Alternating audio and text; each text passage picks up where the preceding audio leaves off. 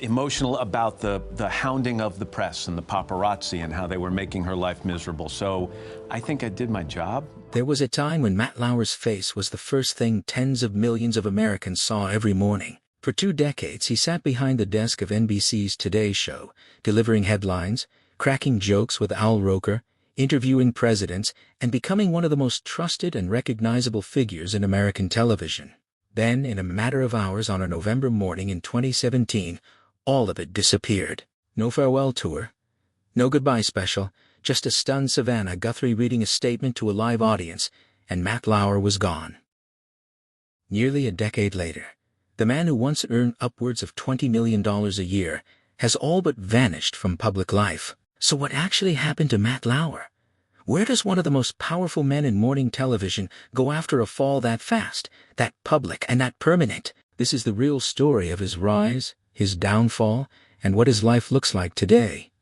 Before he was a household name, Matt Lauer was just another local news reporter trying to break into the business. Born in New York City in 1957, Lauer bounced around smaller television markets in the late 1970s and early 1980s, working stations in Providence, Boston, and New York, before landing a job that would change the trajectory of his career co-hosting a local talk show in New York City. It wasn't glamorous, but it taught him the skill that would define his entire career, the ability to be effortlessly likable on camera, to make an audience feel like they were having a conversation with a friend rather than watching a broadcast.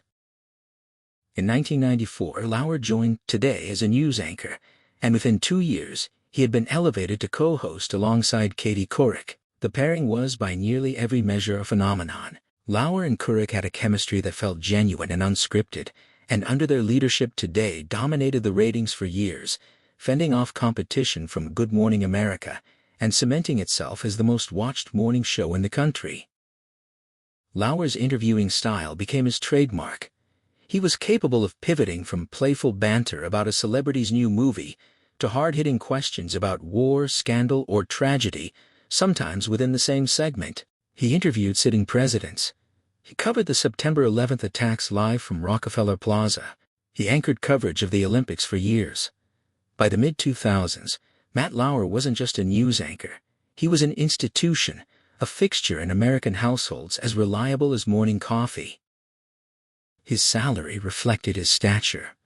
At the height of his career, Lauer was reportedly one of the highest-paid journalists in television history, with contracts worth well over $20 million annually.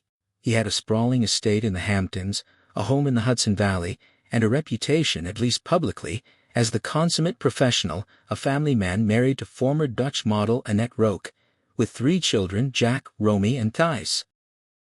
For over 20 years, that was the story America knew, but behind the scenes, according to numerous accounts that would later surface, a very different picture was forming, one that would unravel everything Lauer had built almost overnight. On November 29, 2017, NBC News abruptly fired Matt Lauer. There was no lengthy investigation made public beforehand, no scandal that had been brewing in headlines for weeks. Instead, network executives said they had received a detailed complaint from a colleague, alleging what NBC described as inappropriate sexual behavior in the workplace. The network determined the complaint represented, in their words, a clear violation of company standards, and they moved to terminate Lauer immediately. Savannah Guthrie opened the broadcast that morning visibly shaken, telling viewers she and co-host Hoda Kotb had just learned the news themselves. The abruptness of it all, a beloved anchor removed from air in a matter of hours, with almost no warning to his own colleagues, was almost as shocking as the allegation itself. What followed in the days and weeks after was a wave of additional accusations. Multiple women, some named publicly and others speaking anonymously to journalists, came forward describing a pattern of alleged misconduct spanning years, including claims of unwanted advances, inappropriate comments, and coercive behavior in the workplace. NBC's internal investigation reportedly uncovered further complaints once Lauer's firing became public, complaints that some employees said they had been too afraid to report while he remained one of the network's most powerful stars. The most serious and widely reported allegation came from Brooke Nevels, a former NBC News employee who had worked as a production assistant during the 2014 Winter Olympics in Sochi, Russia. In 2019, journalist Ronan Farrow published Catch and Kill Lies, Spies, and a Conspiracy to Protect Predators, a book investigating powerful men in media and the systems that protected them. In it, Nevels alleged that Lauer had raped her in his hotel room during the Sochi Olympics.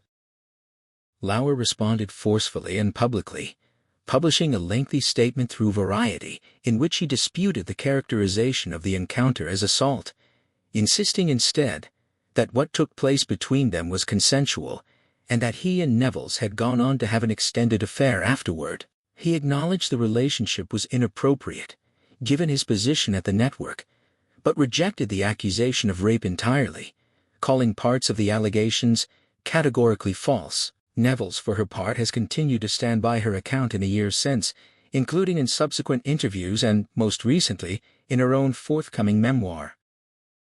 The fallout for Lauer was swift and total. NBC fired him for cause, meaning the network was not obligated to pay out the remainder of his contract, a contract believed to have been worth tens of millions of dollars. His net worth at the time of his firing was estimated to be somewhere between $100 and $150 million, built over 2 decades of network salaries, endorsement deals, and investments, much of it in real estate. But the financial hit, substantial as it was, would prove to be the least of what he lost. The professional reckoning was only part of the story. Lauer's marriage to Annette Roque, which had already reportedly been strained for years, did not survive the scandal. Lauer largely disappeared from public view in the immediate aftermath of his firing. For nearly 2 years, he was rarely photographed, avoided public events, and reportedly retreated almost entirely to his properties, spending most of his time out of the public eye. The first photographs of him following his firing didn't surface until October 2019, nearly 2 years later, when he was spotted grabbing breakfast in the Hamptons' ordinary, unremarkable, and yet treated as newsworthy simply because so little was known about how he was spending his time. Friends and associates who spoke to reporters in the years that followed described a man who had, for a period, cut himself off almost entirely from his old professional circle. According to one friend who later spoke to People magazine, there was a time there where he wasn't really talking to anybody. Not old colleagues, not much of anyone outside his immediate family. The isolation, by most accounts, lasted for years. Slowly, and largely away from cameras, Lauer began to rebuild something resembling a normal life. In 2019, not long after his divorce proceedings began, he started dating Shaman Abbas, a luxury public relations executive whom he had reportedly known for over 2 decades as a friend before their relationship became romantic. According to sources who spoke with People, the two had a good solid foundation as friends and in business before the relationship deepened, and by all accounts, they have remained together since, choosing to keep their relationship almost entirely out of the public eye. Reports describe the couple splitting time between Lauer's properties, including a home in New Zealand that Lauer has owned for years, and reportedly considers something of a retreat from the intensity of American media culture. Sources close to him have said he is still angry about how his firing was handled and how the story was covered, even while acknowledging the seriousness of what he was accused of.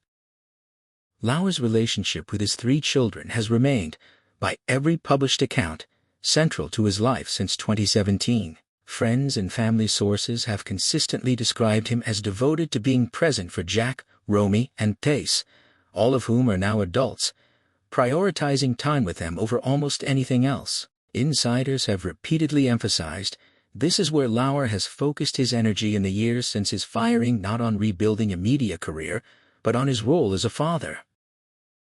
He has also gradually begun reconnecting with old friends and even former colleagues.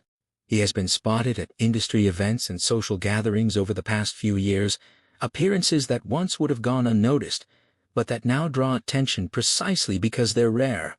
He attended the wedding of former CNN anchor Don Lemon in 2024, an appearance that generated headlines largely because it offered a glimpse of Lauer moving, even cautiously, back into social circles connected to the industry that once employed him. Lemon himself has spoken publicly about maintaining a friendship with Lauer, saying in interviews that when he sees him out at dinner with his partner, people are still drawn to him, an observation that speaks to the strange, complicated reality of Lauer's public standing, reviled by many, but not universally shunned by everyone who once worked alongside him. Al Roker, his former Today Show co-host for so many years, has also maintained a relationship with Lauer, according to multiple reports, with the two occasionally seeing each other privately, even though they have never returned to television together. For years, speculation has periodically surfaced about whether Matt Lauer might attempt some kind of return to media, in whatever form that might take. Reports emerging in 2025 indicated that Lauer had begun talking to people in the industry about potential opportunities, with one source telling People magazine that he wanted to get back into the media arena in some capacity, if not TV, and that he had discussed the idea with several people. The nature of what that comeback might actually look like has never been made clear. Traditional broadcast television seems, by nearly every account and every industry observer who has weighed in, off the table entirely. The allegations against him, and the way his firing was handled, make a return to a network anchor desk almost unthinkable, given the current media climate. Digital media, podcasting, or some kind of independent platform have been floated as more plausible avenues, paths that other disgraced media figures have pursued with varying degrees of success in recent years. But as of the middle of 2026, no such comeback has materialized. Lauer has not launched a podcast, joined a streaming platform, or taken any other public step back into media work. Industry sources have suggested that the odds of any real return remain low, largely because the allegations against him, particularly the rape allegation from Brooke Neville's, remain simply too serious and too well documented for most media companies or platforms to risk associating with him, regardless of ratings potential. Just when the Lauer saga seemed to have faded into a kind of permanent background hum, occasional sightings, occasional rumors, but no real news, it resurfaced in early 2026 in a significant way. Brooke Neville's, whose allegation had been central to Lauer's firing back in 2017, was preparing to publish her own memoir, Unspeakable Things, Silence, Shame, and the Stories We Choose to Believe. Excerpts released ahead of the book's publication provided an unusually detailed and painful account of what she says happened at the Sochi Olympics in 2014, describing not just the alleged assault itself, but its physical aftermath, and explaining in stark terms why she didn't go to authorities at the time, noting, in essence, that, as an NBC employee working in Russia during the Olympics, she felt she had nowhere else to turn but the network itself.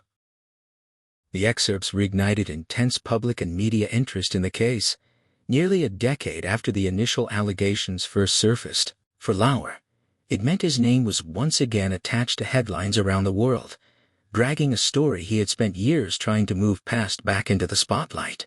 He has continued to maintain, as he has since 2017, that the relationship with Neville's was consensual, disputing her characterization of events, even as her account has become more detailed and more widely discussed.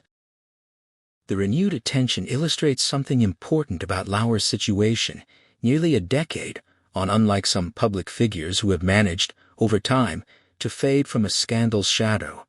Lauer's story remains tied directly to Neville's own, and as long as she continues speaking publicly about what she says happened to her, his name will resurface alongside it, regardless of how quietly he has tried to live in the years since. What makes Matt Lauer's post-2017 life so difficult to summarize neatly is how much contradiction runs through it.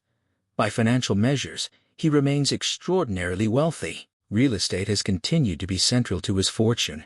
He reportedly sold his sprawling Hamptons estate in 2022 for just over $40 million, a sale that underscored just how much of his Pew scandal wealth remained intact, even after losing his NBC contract. He is not, by any conventional definition, someone struggling financially.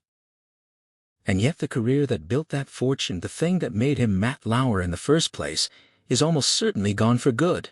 2 decades of trust, built with an audience of millions, evaporated in a single news cycle, and no amount of money or connections has been able to buy that trust back. Industry insiders and media analysts who have discussed his situation over the years have been remarkably consistent on this point.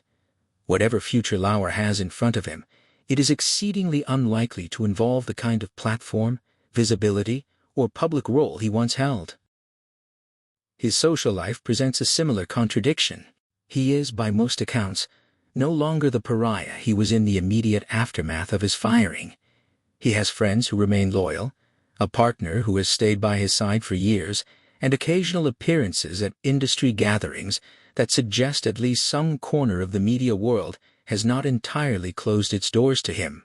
But he is also, unmistakably, a man who is not welcome back into the mainstream. The gap between some old friends still take his calls and a network would put him back on air is enormous, and nothing in the years since 2017 suggests that gap is closing. Perhaps the most consistent theme in the reporting on Lauer's life today is his relationship with his children. Across nearly every report and every source who has spoken about him in the years since his firing, one thing remains constant. Friends describe him as intensely focused on being present for Jack, Romy, and Tace, all of whom have grown into adulthood during the years since the scandal broke. Whatever else has been lost, those relationships appear to be the piece of his old life that survived most intact, and by most accounts, they are where he has chosen to invest the bulk of his time and energy. To really understand how far Matt Lauer fell, it helps to look at where he started relative to his peers. In the mid-2010s, morning television was a battlefield fought almost entirely on trust and familiarity, and Lauer was, by nearly every ratings measure, the most dominant figure in the format. Today had spent years locked in a fierce ratings war with Good Morning America, and for long stretches of that rivalry, Lauer's presence was considered one of the network's biggest competitive advantages. Advertisers paid a premium to be associated with his show. Networks built entire promotional campaigns around his likability. He wasn't just an employee of NBC. He was, in the eyes of many industry analysts, one of the most valuable on-air assets in the history of American morning television.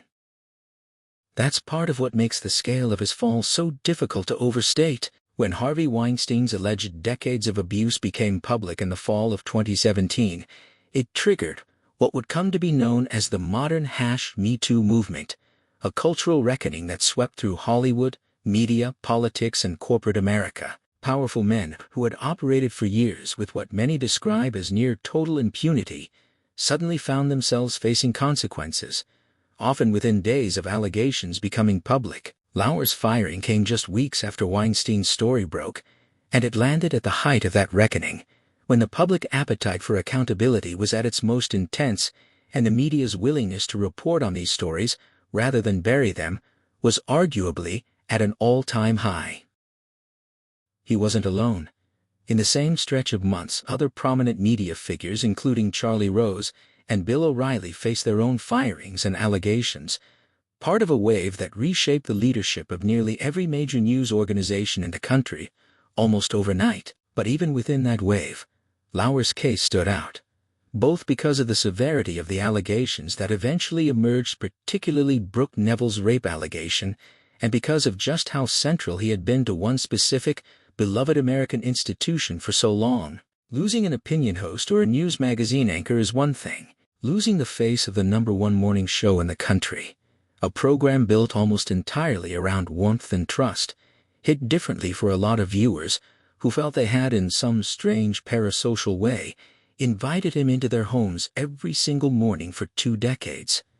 NBC's own handling of the Lauer situation became almost as scrutinized as the allegations themselves. In the months following his firing, reporting emerged suggesting that some NBC executives had been aware of complaints or concerns about Lauer's behavior for years before his eventual termination, raising uncomfortable questions about whether the network's internal culture had allowed one of its biggest stars to operate without meaningful oversight. NBC commissioned an outside investigation into how complaints had been handled historically, and while the network maintained that it acted swiftly once the specific complaint that led to Lauer's firing was received, critics, including some within the industry, argued that the broader culture at Today and at NBC News more generally had allowed problematic behavior to persist for far too long before consequences arrived.